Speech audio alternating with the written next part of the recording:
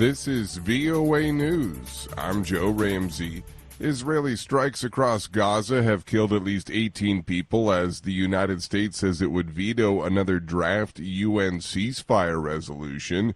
The U.S., Israel's top ally, instead hopes to broker a ceasefire agreement and hostage release with U.S.-designated terrorist group Hamas. It envisions a wider resolution of the Israeli-Palestinian conflict. Israeli Prime Minister Benjamin Netanyahu has pushed back, calling Hamas's demands delusional. Gaza and United Nations health officials say there's no power and not enough staff to keep the Nasser hospital open in Han Yunis, the second largest medical facility in the besieged enclave. Reuters correspondent David Doyle has more. What was Gaza's largest remaining functioning hospital went completely out of service on Sunday. Gaza's hospitals have been a focal point of Israel's 4-month bombardment. Most have been put out of action by fighting and a lack of fuel. That's left the enclave's 2.3 million population without proper health care. Tens of thousands have been wounded by airstrikes, many others suffer from chronic illness and, increasingly, starvation. Israel alleges that Hamas has been keeping weapons and hostages in medical facilities. Hamas has denied that its fighters use hospitals for cover. Reuters correspondent David Doyle. Israel on Sunday formalized its opposition to what it called the unilateral recognition of Palestinian statehood and said any such agreement must be reached through direct negotiations. Israeli Prime Minister Benjamin Netanyahu. This is VOA News.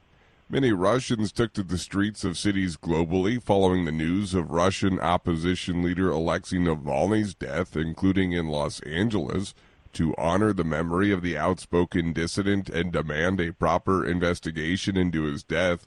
VOA's Robert Raffel reports. Rally participants say they believe Navalny was eliminated as the head of the Russian opposition a month before the country's presidential election that would give Putin another 6 years in power. Protest organizer Antonina Zemlinskaya.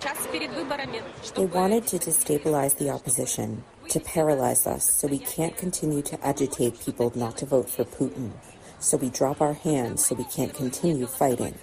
Because for a lot of people, with Alexei went away the hope for a better Russia. Navalny was serving a 19-year prison sentence when he was reported to be feeling sick after a walk on Friday, lost consciousness and died, according to Russia's Federal Penitentiary Service. For VOA News, Robert Raffel. A bipartisan delegation of U.S. senators has made an official visit to Hungary's capital to call on the nationalist government to immediately approve Sweden's request to join NATO. Hungary is the only one of NATO's 31 members not to have ratified Sweden's bid. The visiting senators announced they plan to submit a joint resolution to Congress condemning alleged democratic backsliding in Hungary and urging the government there to act on Sweden's NATO membership. No members of Hungary's government agreed to meet the senators. Friends and family say it's been a remarkable year for former U.S. President Jimmy Carter in hospice care. AP correspondent Jackie Quinn reports. He turned 99 years old in October, and the Carter Center released this commemorative video. Jimmy Carter, America's 39th president, a champion for peace, solar power pioneer. His longtime sweetheart, Rosalind Carter, died in November, about 6 months after it was announced she had dementia, with a frail but determined Jimmy Carter attending her funeral. The Hospice Foundation of America says having the former president in the public eye in hospice has shed a new light on end-of-life care. The Carter family issued a statement saying it's pleased that last year's decision to enter hospice care has sparked so many family discussions across the country. I'm Jackie Quinn.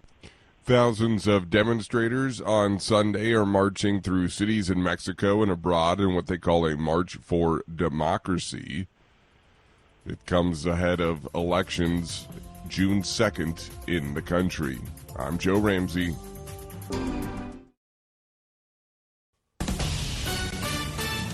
This is VOA News. I'm Joe Ramsey.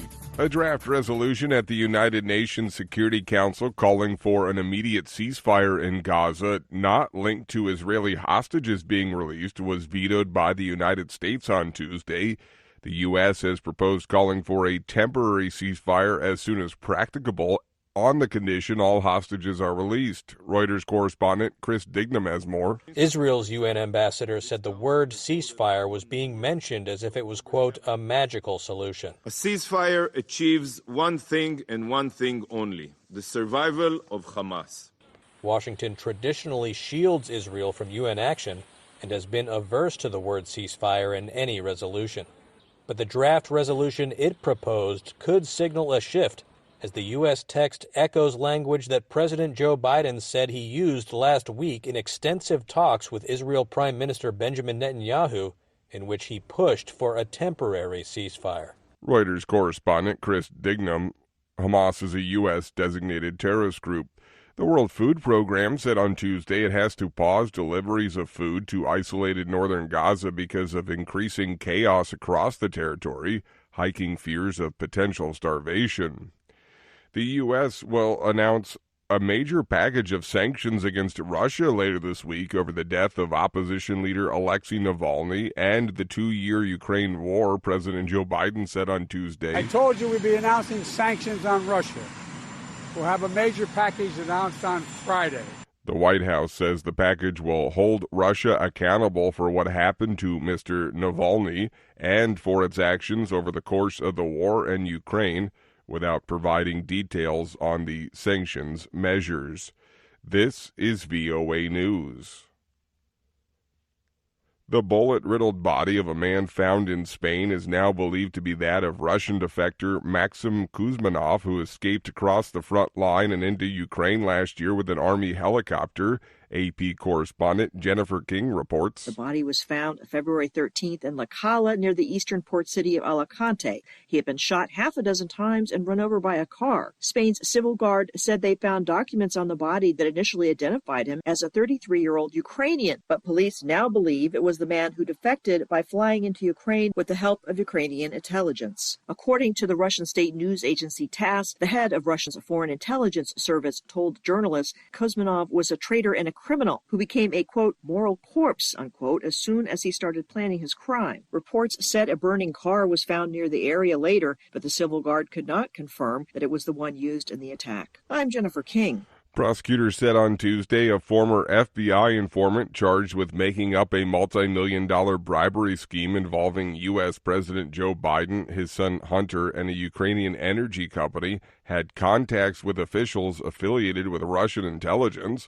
Prosecutors said in a court filing urging a judge to keep Alexander Smirnov behind bars while he awaits trial.